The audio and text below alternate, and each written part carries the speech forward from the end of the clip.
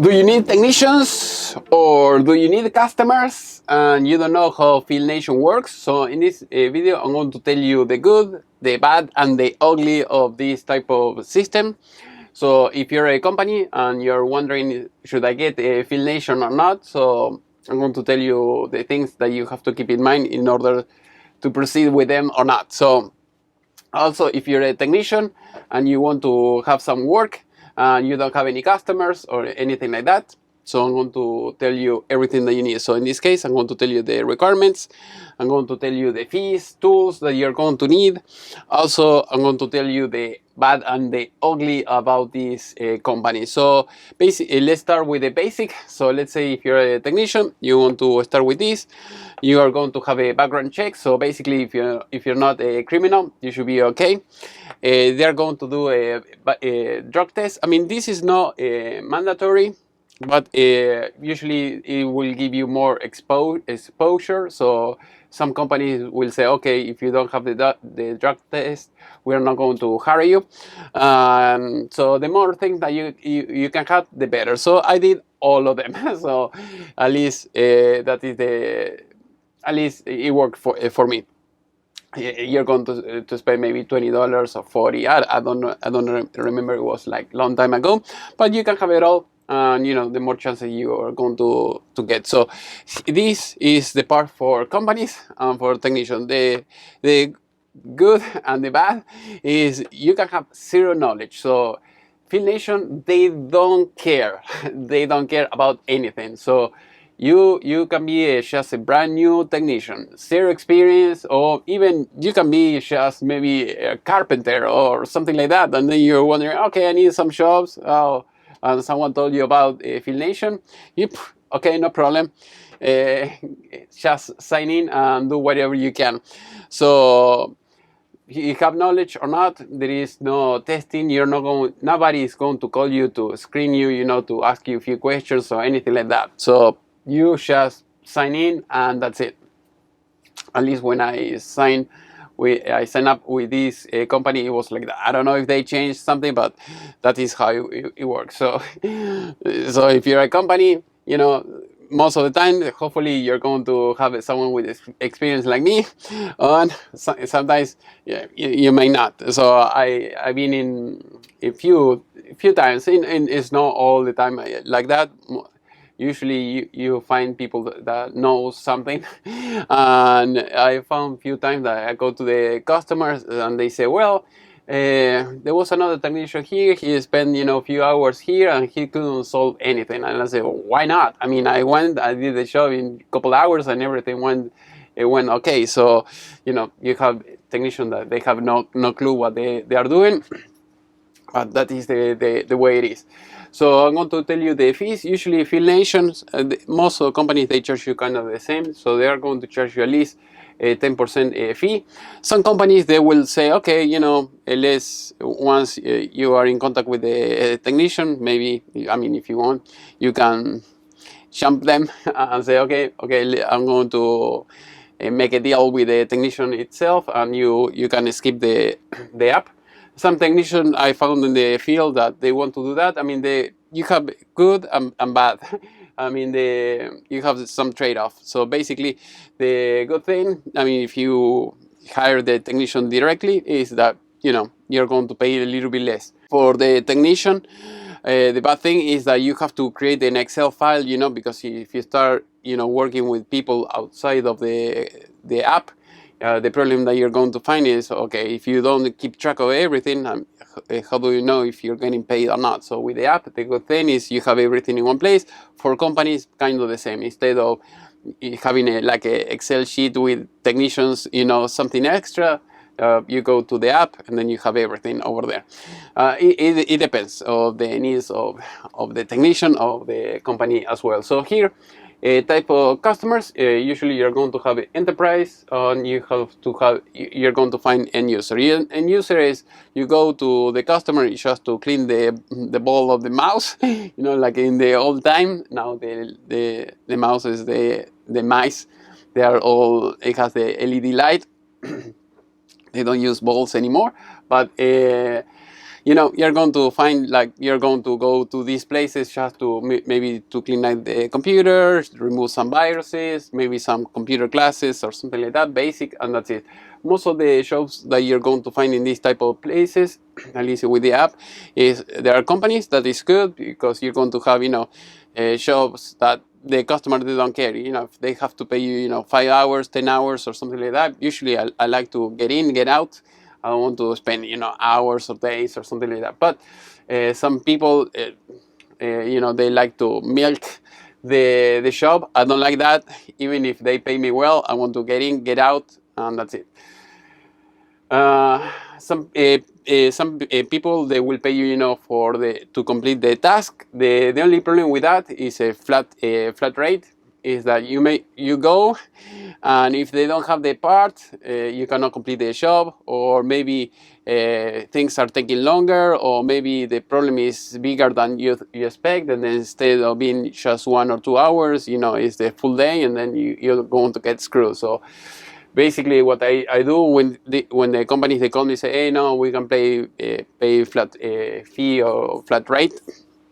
I say, okay, no problem, up to 2 hours. If it takes like 10 hours, I'm not going to be 10 hours for the same flat rate. And always make sure that everything is in writing, always everything in the message, because whatever they say over the phone, after the job is done, they will pay you whatever, or they will not pay you. So make sure that everything is in writing, so that there is no misunderstanding or anything like that. Because with the operator or the agent that you're talking over the phone, maybe he quits the job, he gets fired, or you start talking with other guy, and the other guy will not remember anything, and you want everything in writing. So if you have to sue them or anything like that, make sure that everything is in writing, and that's it. With the end users, the bad thing about that is that sometimes you go to the customer. For instance, I went to a customer, and they had some IP phones. They had those Linksys, those routers, that those are like for end users. They're not made for companies. And they say, okay, can you troubleshoot the problem? And I went there. You cannot log into the router because it crashed or something like that. And then what I did is I unplug it, plug it back in. Everything started working just fine. And the customer starts screaming, saying, hey, why you didn't troubleshoot the router? Why, you didn't do, the troubleshooting and everything? And I say, you don't have a server. You don't have a SMP server here or anything to check the logs or anything like that. And this is just a consumer router. There is no way that you can, troubleshoot like a pro server, like a pro switch or something like that, that you can log in. You have maybe another server just for to trace all the logs, and to check all the errors, or to monitor things.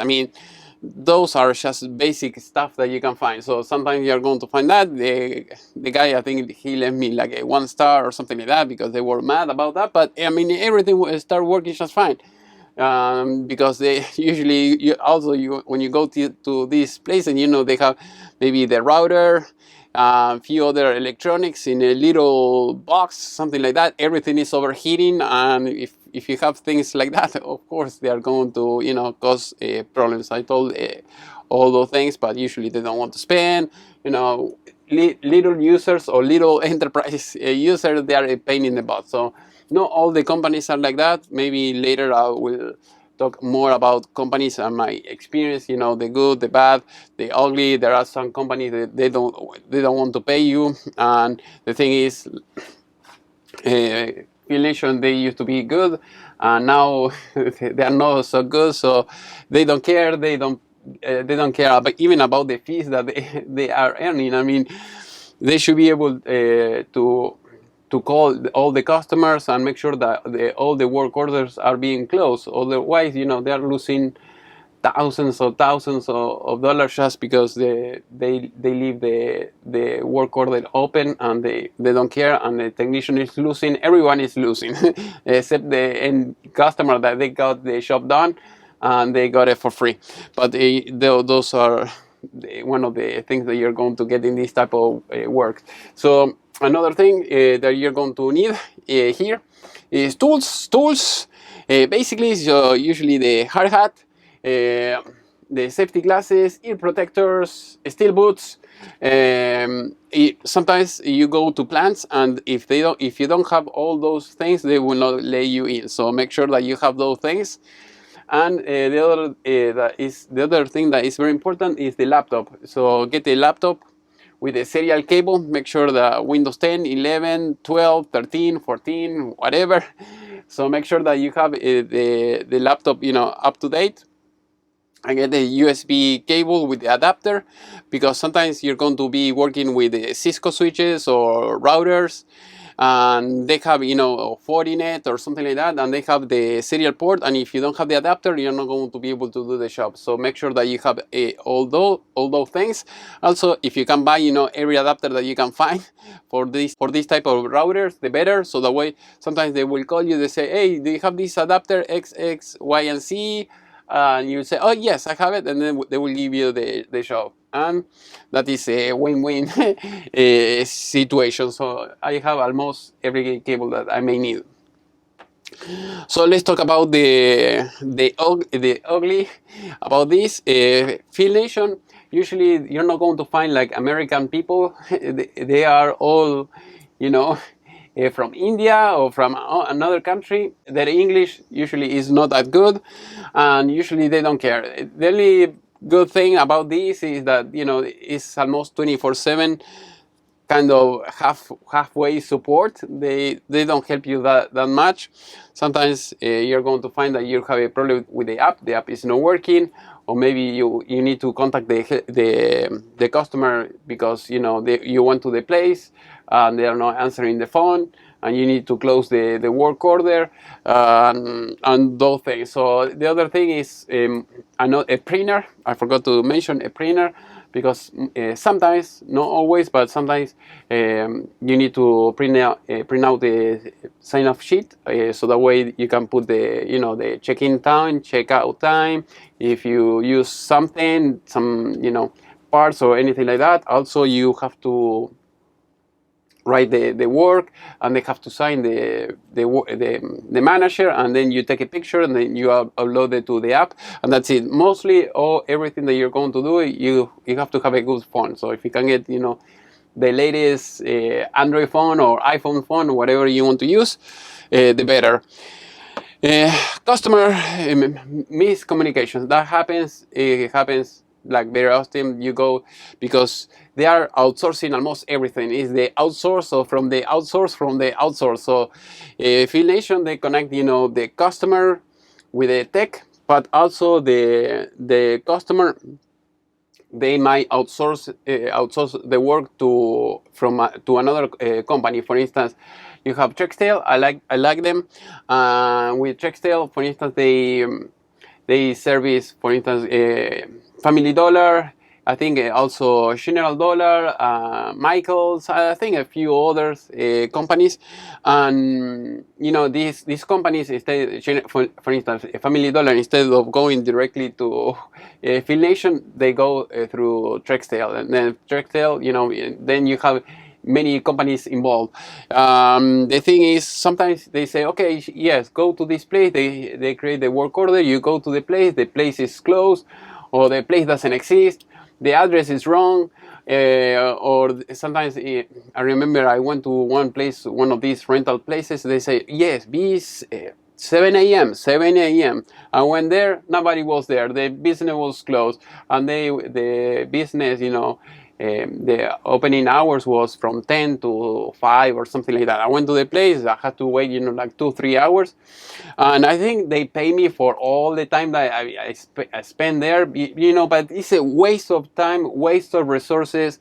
So sometimes is things are not working. I don't know how these people stay in business, but the guy who is going to pay for all that is the end customer. In this case, the rental place, because they have to pay the company And also they have to pay me, for all the hours that I've been there, from 7 a.m. to 10 a.m. until they open the business, and then plus the work that I perform inside of this business. So it happens. So don't expect that you go and people are waiting for you, to come. Sometimes you go to the place and they don't even know that a technician is going, or you go to the place, they don't have the parts. So it is a disaster. Most of the time it's like that. You go places and they don't know that you are going, they don't have the parts, and you have to go like 2-3 times just for the same thing. Usually, at least for parts, most of the time they have it, but maybe 10% you go and they don't have it. Documents. You go to the app and the customer say, yes, read the documents, no problem. And you say, but we're in 2021 and these documents are from 2006 and they are all outdated. And you try to read that, and when you go and you see, what you see in the documents and what you see in the reality is something completely different. And usually what I do is I never read the instructions, never. If I have any question, I call them, and sometimes they say, well, read the instructions, page 3. And if I read and it's not the same, I say, hey, this is not right. It doesn't even, match to the instructions. Just tell me what do you want me to do, and that's it. Most of the time, because I have a lot of experience, I do the job without reading the instruction. But if you're a newbie, these things happen.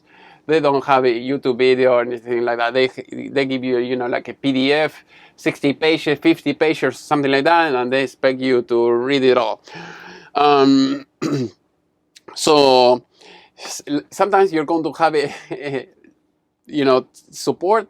Most of the times they will help you. Sometimes they will not. And also with the payments, for instance, another thing that you're going to find is the payment. Sometimes they pay you right away. Sometimes they pay you like 30 days. So make sure that you're earning very well. So I don't know when you're watching this video, but if you're going, for $10 an hour or 15 or 20, it doesn't make any sense. You spend several hours or the whole day or 3 days, and then you're going to get paid, in 30 days, 45 days, 60 days. I mean, it doesn't make any sense. But, just make sure this is what you can expect. Another thing is low payment jobs. So sometimes you see, because you can be, when you are in the app, you will see pages and pages and pages of jobs, and then you can bid for all of them, or usually what I do is I bid for all of them. And sometimes you cannot bid for the job. They will tell you, okay, this is the price, take it or leave it. Sometimes you see, job for $25 an hour, it doesn't make any sense. I mean, if you are working as a regular employee, okay, I understand, 25 an hour, you have, vacations, 6 days and all the things. But if you're, like a contractor and you're working, just 1 or 2 days and that's it for $25 an hour, it doesn't make any sense. To me, it doesn't make any sense. I mean, all the jobs that I take, I always counter offer $75 and up, and always like that, and you get jobs anyway. So to me, working, I don't get every job, and I don't care if I'm going to be working for $25 an hour. I prefer to drive for Uber.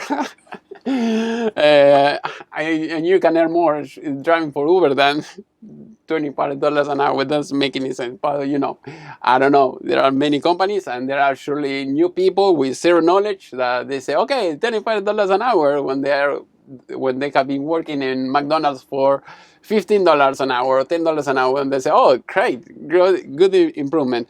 And the bad thing about this low payment job that you're going to find is sometimes they will tell you, okay, you have to go to the place, you're going to see the camera here, and then you have to take a picture here, and then you have to see the serial number, and then then another picture in 45 degrees, another picture, seeing the other side of the camera, and then you have to grab an Excel file, and then you have to take the picture, put it in the Excel file, and then you have to, you know, write the condition if it has some spot or something like that, how many type of connectors the camera has, you know, like a RG45, VNC, I don't know, something else, and they give you, you know, like a huge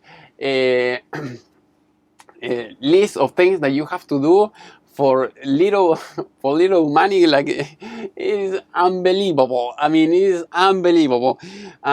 Usually those are the worst shops. Usually the shops that pay the most, you don't have to do that much. I mean, you go, they say, okay, just go replace the camera, make sure that it works. I go, I do the job. Usually I mean, always I charge 75 an hour minimum, or more than that, a minimum of 2 hours. So you go and you're going there, you know, to make good amount of dollars.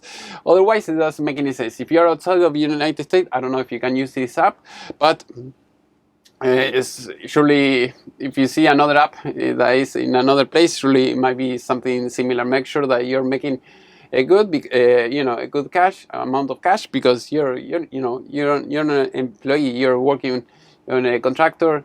Sometimes, maybe some days you're not going to be working, or some days you're going to be working, you know, a few hours, and you have to compensate for all that. So otherwise, do something else. Check in, check out. So that is another thing. You go to the place, you go to the app, check in, you leave, check out, easy. Make sure that you have all the hours, minimum 2 hours, like I said before. Otherwise, I don't go, you know, because sometimes you have to drive half an hour or 1 hour just to go to the place, another hour just to go to your home.